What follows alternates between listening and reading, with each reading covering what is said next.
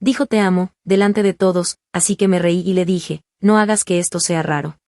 Soy Candense 25, y déjame contarte sobre la cena más incómoda de mi vida, que, de alguna forma, terminó convirtiéndose en un desastre que duró un año completo.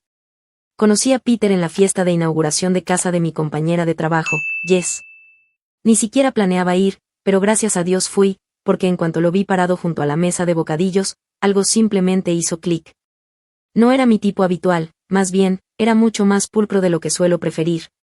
Pero tenía esa sonrisa confiada, un buen trabajo, y la verdad, yo ya estaba harta de salir con perdedores que no podían poner en orden sus vidas. Conectamos de inmediato. Me pidió mi número, y, a diferencia de otros tipos que se hacen los difíciles, él me escribió esa misma noche para decirme que le había encantado conocerme. Recuerdo estar acostada en la cama, sonriendo como una idiota mirando mi celular, ya imaginando nuestro futuro juntos. Para nuestra tercera cita, ya le decía a mi mejor amiga, Allison, que había encontrado al indicado. Y todo avanzó bastante rápido después de eso. En menos de 2 meses, pasábamos casi todos los fines de semana juntos. Y yo ya había creado un tablero privado en Pinterest sobre nuestra futura boda. Sé que suena loco, pero cuando lo sabes, ¿no? Había ido a suficientes bodas sola, viendo cómo todas mis amigas de la universidad encontraban a sus chicos perfectos, mientras yo seguía eligiendo tipos con miedo al compromiso. Peter era distinto, era estable, tenía su propio departamento, y un trabajo con potencial de crecimiento. Y me miraba como si yo hubiera colgado la luna. El único pequeño problema era algo extraño que pasaba cada vez que estábamos en público. Me invadía una incomodidad cuando intentaba tomarme la mano o besarme delante de otras personas. No puedo explicarlo. Tal vez era un trauma no resuelto de mi ex, que me engañó, o quizás simplemente no quería ser de esas parejas empalagosas que siempre están encima una de la otra. Sea como sea, me encontraba a mí misma poniéndome tensa, o creando distancia entre nosotros en fiestas o reuniones familiares. Pero en privado, era una historia completamente distinta. Le decía constantemente lo perfectos que éramos, que estábamos destinados a encontrarnos. Alrededor del 3er mes, empecé a soltar indirectas sobre anillos. Nada demasiado directo, solo señalaba estilos que me gustaban cuando salían comerciales de joyas en la televisión, o lo etiquetaba en publicaciones de Instagram con ideas de propuestas. Él nunca pareció incómodo con eso, lo cual tomé como una buena señal. Para el 5.º mes, ya había empezado a investigar lugares para bodas en nuestra zona, y a tomar notas sobre la lista de invitados y combinaciones de colores. Allison pensaba que me estaba adelantando demasiado, pero ella no entendía que, cuando encuentras a alguien bueno, tienes que asegurarlo rápido. Recuerdo el momento exacto en que supe que tenía que subir el nivel. Estábamos cenando con mi amiga Kate y su esposo Mark, que llevaban casados alrededor de un año. Kate seguía haciendo este gesto de tocar el brazo de Mark cuando se reía, o apoyaba la cabeza en su hombro, y noté cómo Peter los miraba con una expresión melancólica. Más tarde esa noche, me preguntó por qué yo nunca hacía ese tipo de cosas cuando salíamos con amigos. Puse alguna excusa sobre no ser muy fanática del afecto público, pero la verdad era que algo en demostrar afecto por él frente a los demás me revolvía por dentro, lo cual era extraño, porque llevaba meses planeando nuestra boda. Viendo en retrospectiva, debí haber notado esa desconexión, pero estaba demasiado enfocada en la meta final. Había pasado años viendo a amigas comprometerse, revisando obsesivamente las fotos de sus anillos y los hashtags de sus bodas. Ahora por fin era mi turno, y no iba a dejar que un poco de incomodidad se interpusiera en mi camino. Empecé a mejorar sutilmente a Peter, sugiriéndole cortes de cabello diferentes, comprándole ropa que se ajustara más a mi estilo, mencionándole casualmente cómo podía avanzar más rápido en su carrera si seguía mis consejos. Él siempre estaba tan dispuesto a complacerme, lo cual lo hacía fácil. Mi mamá notó la falta de conexión antes que nadie. Hablas de casarte con este chico, pero todavía lo presentas como mi amigo Peter, me señaló después de una cena familiar. Me lo quité de encima, diciendo que no quería agafar la relación poniéndonos demasiado serios demasiado rápido. Pero la verdad era que, algo se sentía mal cada vez que tenía que reconocerlo públicamente como mi pareja. En privado, yo estaba completamente comprometida, planeando nuestra futura casa, los nombres de nuestros futuros hijos, incluso investigando distritos escolares. Pero en público, me apartaba físicamente si él intentaba pasar su brazo por mis hombros. Todo explotó en la fiesta de compromiso de mi prima Melissa. Estaba toda mi familia extendida, incluidas todas esas tías que llevaban años preguntándome cuándo sería mi turno desde que cumplí 23. Ya estaba de por sí tensa por responder sus preguntas sobre mi estado sentimental, así que esa noche fui especialmente pegajosa con Peter, demostrando a todos que no iba a ser la última prima soltera. Estábamos sentados en una mesa con mis padres y mi tía Linda, que no paraba de hacer comentarios indirectos sobre cómo Melissa por fin había encontrado a un buen hombre. Recuerdo haber apretado la mano de Peter debajo de la mesa, sintiendo esa oleada de energía competitiva. Yo también había encontrado a un buen hombre, ¿ven? Fue entonces cuando pasó. Peter, que había estado bastante callado toda la noche, de repente me apretó la mano de vuelta y me miró con una expresión intensa. Luego, lo dijo, lo suficientemente fuerte como para que toda la mesa lo escuchara: solo quiero que todos sepan que me he enamorado completamente de su hija. Es lo mejor que me ha pasado en la vida. Toda la mesa quedó en silencio. Todos los ojos se volvieron hacia mí, esperando mi respuesta. Y en ese horrible momento suspendido, en lugar de sentirme cálida y amada, me sentí atrapada y expuesta. Así que me reí, con esa risa incómoda y forzada, y dije: no hagas que esto sea raro, solo nos estamos divirtiendo. Las palabras salieron antes de que pudiera detenerlas. La expresión en el rostro de Peter es algo que nunca voy a olvidar. Fue como ver a alguien romperse el corazón en tiempo real. Mi mamá soltó un suspiro audible, y mi papá, de repente, se interesó muchísimo en su postre. Las cejas de la tía Linda se alzaron tan alto que prácticamente desaparecieron en su línea del cabello. El silencio que siguió fue ensordecedor. Pasé el resto de la noche en modo pánico, sobrecompensando con muestras de afecto forzadas que normalmente evitaba, sentándome prácticamente en el regazo de Peter, besándole la mejilla repetidamente, usando apodos cariñosos que jamás había usado antes. Pero el daño ya estaba hecho. Todos lo habían visto, ese momento de verdad que dejó al descubierto la desconexión fundamental en nuestra relación. Peter me amaba, públicamente y con sinceridad, y yo amaba la idea de tener una boda. El camino de regreso a casa fue en silencio, salvo por mis intentos torpes de explicarme, que de alguna manera se transformaron en culparlo a él, por haberme emboscado con una declaración tan personal delante de mi familia. Viéndolo en retrospectiva, esa noche fue el principio del fin, aunque nuestra relación se arrastró durante casi un año después. Fue el momento en que se cayó la máscara, revelando una verdad que yo no estaba lista para enfrentar. Estaba más enamorada de la idea de estar comprometida, que del hombre que realmente quería casarse conmigo. La semana después del incidente, así es como lo llamaba en mi cabeza, fue increíblemente incómoda. Peter estaba distante, más callado, menos afectuoso. Sabía que lo había herido, pero en lugar de disculparme con honestidad, me lancé de lleno en modo control de daños. No porque lo amara de verdad, aunque me convencía a mí misma de que sí, sino porque ya llevaba invertidos 8 meses y no pensaba tirar por la borda mis planes de boda. Lo bombardeé con atención en casa, cocinaba sus comidas favoritas, iniciaba el sexo con más frecuencia, planeaba noches de cita sorpresa, todas esas cosas que los artículos sobre relaciones dicen que hay que hacer. Pero cada vez que él intentaba hablar de lo que había pasado, yo lo evadía. Mi familia simplemente me pone nerviosa, o no esperaba que dijeras eso en público.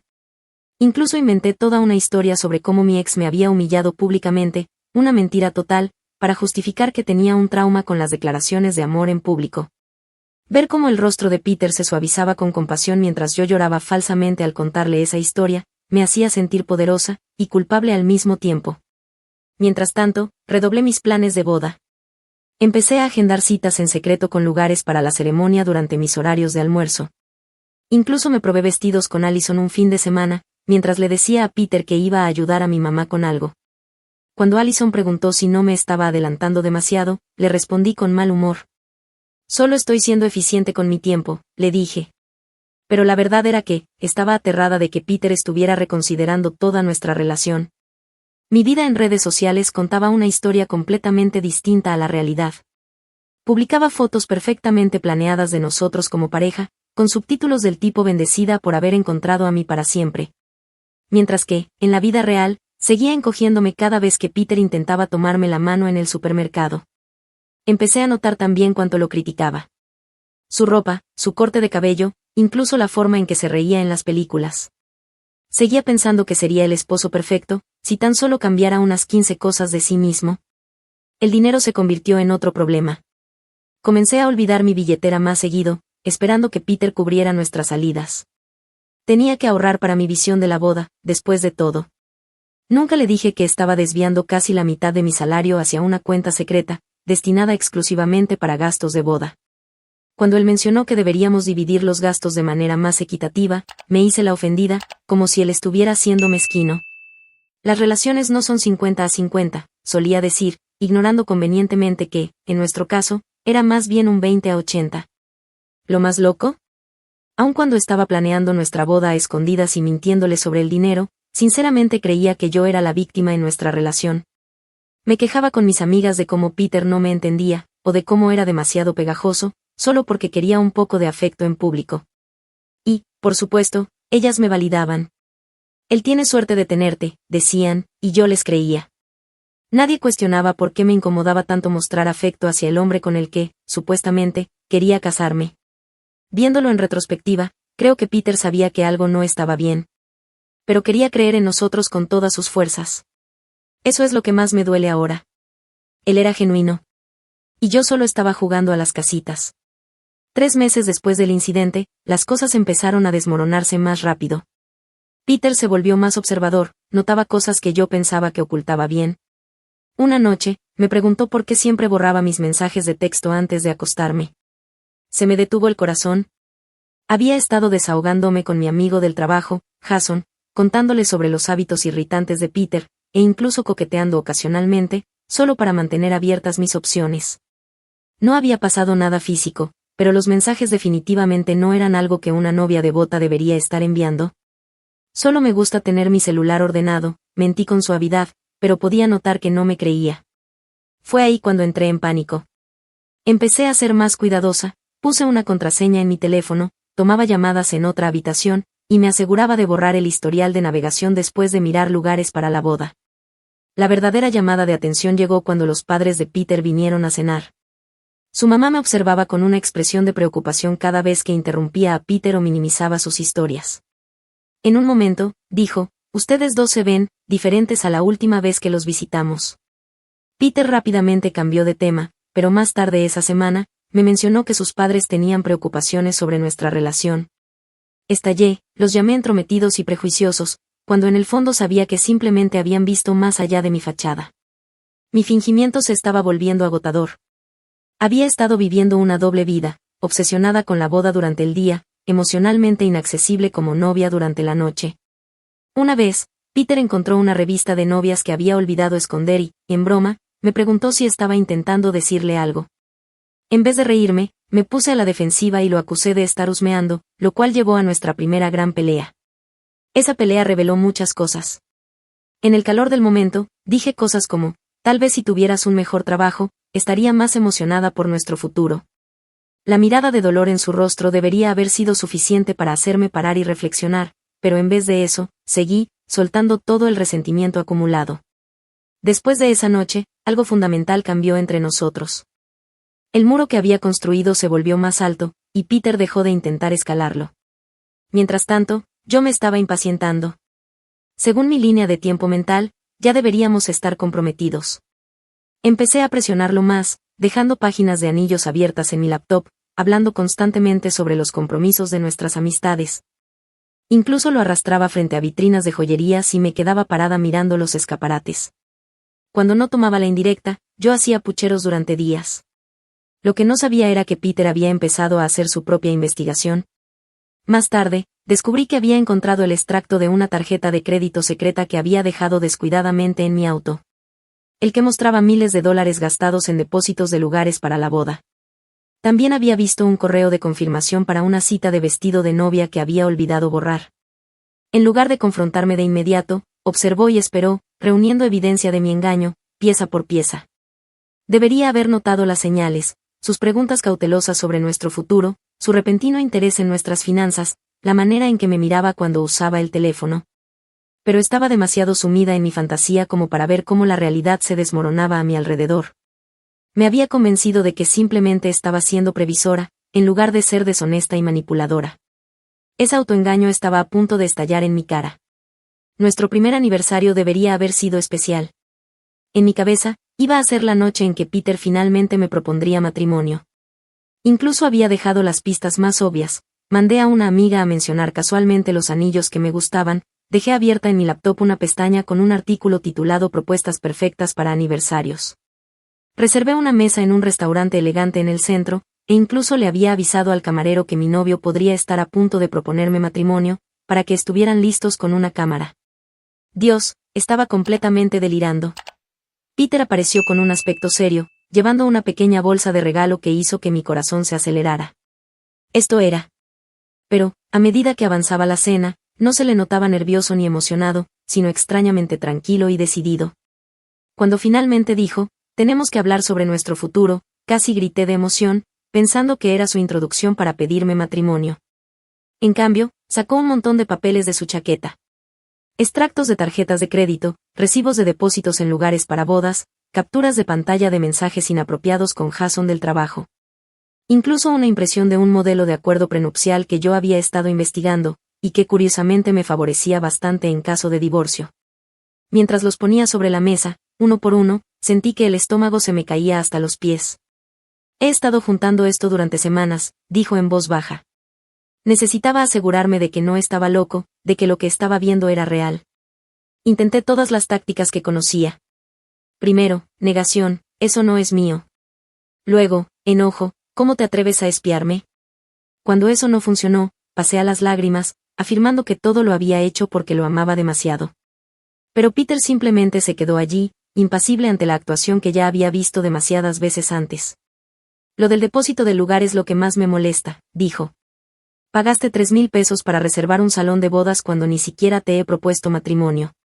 ¿Pensaste que no me iba a enterar, o creíste que podrías manipularme para que lo hiciera antes de que venciera el plazo del depósito? La verdad era que no había pensado tan lejos. Estaba tan atrapada en mi fantasía de boda que la realidad se había vuelto un inconveniente. Cuando no respondí, Peter suspiró profundamente. ¿Sabes qué es lo que más duele?, continuó. Cada vez que intenté conectar contigo de verdad, como cuando te dije que te amaba en la cena con tu familia, me alejaste. Pero no tuviste ningún problema en planear todo nuestro futuro sin mí. Nunca se trató de que construyéramos una vida juntos. Se trataba de que tú obtuvieras la boda que querías, sin importar quién fuera el novio. Sus palabras me golpearon como una bofetada. Por primera vez, me vi a través de sus ojos. Calculadora, manipuladora, falsa. Lo peor era que, ni siquiera estaba enojado. Solo parecía cansado y triste. Merezco algo mejor que esto, dijo finalmente, poniéndose de pie. Y, honestamente, Candace, tú también. Te mereces amar de verdad a la persona con la que te vas a casar, no solo la idea de una boda. Me dejó sentada sola en ese restaurante caro, mirando las pruebas de mi engaño esparcidas sobre la mesa. El camarero vino más tarde, preguntando con incomodidad si todavía iba a haber una propuesta. Solo moví la cabeza, demasiado entumecida como para siquiera sentir vergüenza. Esa noche, volví a casa y encontré que Peter había empacado una bolsa con lo esencial. Dijo que volvería por el resto de sus cosas mientras yo estuviera en el trabajo. No hubo una escena dramática, ni gritos, ni cosas volando por los aires, solo el silencioso final de una relación que había sido construida sobre mis delirios en lugar de una conexión real. Las secuelas fueron brutales. No sabía cómo procesar el hecho de ser la villana de mi propia historia de amor, así que hice lo que cualquier persona tóxica con algo de autoestima haría, reescribí la narrativa. En cuestión de días, ya había creado la historia perfecta de víctima para mis redes sociales. A veces las personas no están listas para el amor que tú tienes para dar. Sanando mi corazón y enfocándome en mí.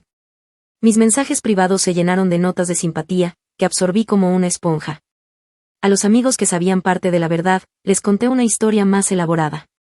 Peter era emocionalmente distante, tenía miedo al compromiso, probablemente estaba hablando con otras chicas. A los pocos que habían presenciado el incidente de la cena o sabían de mis planes secretos de boda, los aparté completamente. No podía arriesgarme a que expusieran la verdad. El depósito del salón se convirtió en una especie de fijación extraña para mí. Incluso después de que Peter se fue, me negué a cancelarlo. Lo usaré algún día, le dije a Allison, que empezaba a alejarse de mí. La carpeta de la boda seguía en mi mesa de centro, como una especie de altar extraño a un futuro que nunca iba a suceder. Lo que no esperaba era lo rápido que llegaría el vacío. Durante meses, había estado funcionando con la adrenalina de planear y manipular. Ahora, sin nadie a quien engañar, me sentía hueca. Intenté llenar el vacío con atención de otros hombres, incluso saliendo en citas apenas un par de semanas después de la ruptura. Pero ninguno se acercaba a ese esposo idealizado en el que había convertido a Peter. Acechaba sus redes sociales religiosamente. Al principio, no había nada, solo publicaciones típicas de hombres sobre deportes o salidas ocasionales con amigos. Pero 3 meses después de nuestra ruptura, apareció una chica en una de sus fotos. Nada romántico, solo una salida grupal, pero reconocí la forma en que la miraba. Era como solía mirarme a mí, antes de que le rompiera el espíritu. Su nombre era Emma, una compañera de trabajo que recordaba vagamente que había mencionado alguna vez. Los celos me golpearon como una enfermedad física. Pasaba noches enteras revisando sus perfiles, comparándome con ella, inventando escenarios en mi cabeza donde ella lo manipulaba o se aprovechaba de él. No podía aceptar que tal vez, simplemente, había encontrado a alguien que genuinamente lo quería. En mis momentos más oscuros, escribía mensajes para él. De todo tipo, acusaciones, disculpas, declaraciones de amor eterno. Por suerte, nunca los envié. Pero lo que sí hice fue aún más patético. Me encontré con él por accidente en una cafetería cerca de su trabajo, usando el suéter que una vez me dijo que le gustaba. La conversación fue incómoda y breve. Mencioné que ahora era mucho más consciente de mí misma y que estaba trabajando en mi crecimiento personal. Todo mentiras, diseñadas para hacerle pensar que había cambiado. Él fue educado pero distante, y cuando sugerí que nos viéramos algún día para ponernos al día como se debe, me rechazó con una firmeza amable que no dejaba lugar a interpretación. Esa noche, le mandé un mensaje largo y borracho, diciéndole que yo era la única que realmente lo entendía, y que Emma nunca lo amaría como yo lo amaba. Nunca respondió. Al día siguiente, vi que me había bloqueado de todas sus plataformas. Fue la puerta final que se cerró a cualquier posibilidad de reconciliación, incluso a esa amistad que yo planeaba usar como excusa para volver a entrar en su vida. El año siguiente pasó como un borrón de relaciones breves, todas siguiendo el mismo patrón. Interés intenso al principio, planificación secreta de bodas, luego resentimiento creciente cuando los chicos no se ajustaban a la imagen del esposo perfecto que tenía en mi cabeza. Ninguna duró más de unos pocos meses. Mis amigas empezaron a poner excusas cuando las invitaba a salir, hartas de las mismas historias tóxicas donde yo siempre era la víctima. Incluso Allison, mi amiga más antigua, finalmente me enfrentó después de que saboteé una relación prometedora comparando constantemente al chico con Peter. Necesitas terapia, no un novio, dijo sin rodeos. No le hablé durante semanas después de eso. Mientras tanto, seguía pendiente de Peter a través de conocidos en común. Supe que su relación con Emma se estaba poniendo seria. Se habían mudado juntos, adoptaron un perro, todas esas cosas normales de pareja que yo había fantaseado, pero que con mi comportamiento volví imposibles. En mis momentos más amargos, me convencía de que su relación iba a colapsar igual que la nuestra. Ella verá su verdadero yo eventualmente, le decía a cualquiera que quisiera escuchar, proyectando mi propia toxicidad sobre él. Alrededor del mes 18 después de nuestra ruptura, apareció la notificación que destrozó por completo la realidad que me había construido. Peter y Emma estaban comprometidos. La publicación los mostraba en un sendero, ella luciendo un anillo simple pero elegante, ambos sonriendo con una felicidad genuina. El pie de foto agradecía a sus familiares y amigos por apoyarlos en su camino para encontrarse. Me quedé mirando esa foto durante horas, ampliando su cara, la de él, el anillo. Revisé los comentarios, tantos mensajes de felicitación, tanta alegría por ambos. Personas que yo conocía, amigos en común, todos celebrando a esta mujer que estaba viviendo la vida que yo había planificado para mí. El anuncio del compromiso tenía más de 200 me gusta. Mi publicación sobre la ruptura había recibido 43. Me quebré por completo. Lloré, grité contra la almohada, incluso lancé el teléfono al otro lado de la habitación cuando apareció otra notificación sobre su compromiso. La injusticia de todo eso me consumía. Yo era la que había planeado una boda con él. Yo era la que había elegido el lugar perfecto. ¿Cómo se atrevía a darle todo eso a otra persona? El hecho de que nunca lo hubiera amado de verdad, de que lo hubiera tratado terriblemente, de que hubiera estado planeando una boda y no un matrimonio, nada de eso tenía sentido en medio de mi colapso. Lo único que podía ver era que otra mujer había robado lo que por derecho me pertenecía.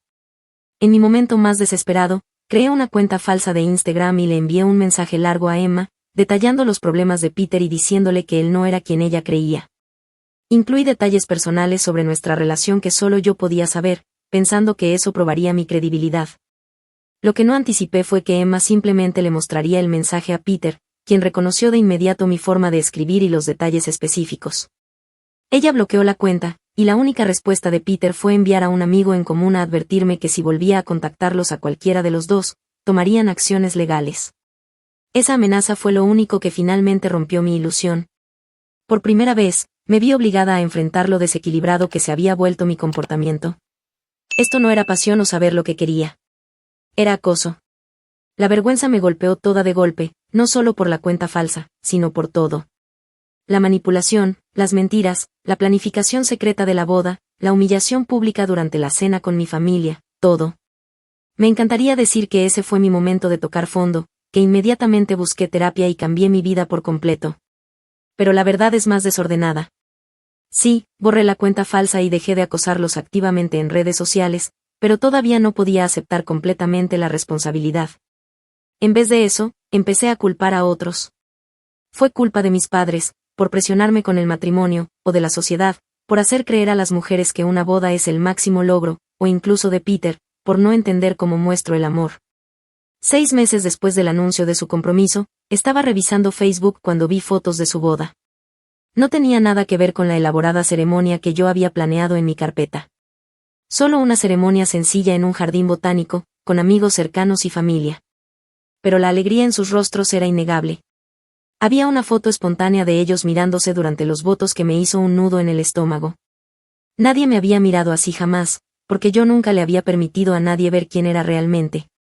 Esa noche, finalmente saqué mi carpeta de planificación de bodas y la hojeé. Folletos de salones, diseños de pasteles, recortes de vestidos, incluso una lista de invitados con los familiares de Peter, a quienes apenas conocía. Nada de eso era sobre él, ni sobre nosotros como pareja. Todo era sobre el evento, las fotos, las publicaciones en redes sociales. Yo había estado planeando un día perfecto, no una vida juntos. En un raro momento de claridad, tiré la carpeta a la basura. El depósito del lugar hacía mucho que había vencido, dinero desperdiciado en un futuro que nunca fue real. Me senté en el suelo de mi cocina y lloré. No por Peter, sino por mí misma, y por el vacío que había estado tratando de llenar con estética nupcial en vez de una conexión genuina. Me gustaría decir que desde entonces he cambiado por completo, pero eso sería otra mentira más en una larga lista. Todavía me descubro evaluando a los hombres como potenciales esposos, en vez de conocerlos como personas. Todavía siento celos cuando amigas se comprometen. Todavía, a veces, culpo a Peter por haberse rendido con nosotros, en lugar de reconocer lo imposible que yo se lo hice. Pero estoy intentando. He empezado terapia, aunque a veces me descubro actuando ahí también, dando respuestas que suenan autoconscientes en vez de ser completamente honestas. Estoy soltera por primera vez en años, y aprendiendo a sentarme con esa incomodidad. Me he disculpado con Allison, quien, con cautela, me ha dejado volver a entrar en su vida. Y a veces, en mis momentos más honestos, pienso en aquella noche en la fiesta de compromiso de mi prima, cuando Peter dijo te amo, y yo me reí y dije, no hagas que esto sea raro. Me pregunto qué habría pasado si hubiera sido lo suficientemente valiente como para ser vulnerable, para decirlo de vuelta, para dejarme ser realmente vista, en lugar de mantener la imagen perfecta que creía que necesitaba proyectar. Pero eso habría requerido una versión diferente de mí, una que valorara la conexión por encima del control, la autenticidad por encima de las apariencias. Tal vez algún día, llegue a ser esa persona. Por ahora, solo intento dejar de planear bodas con hombres que en realidad, no amo.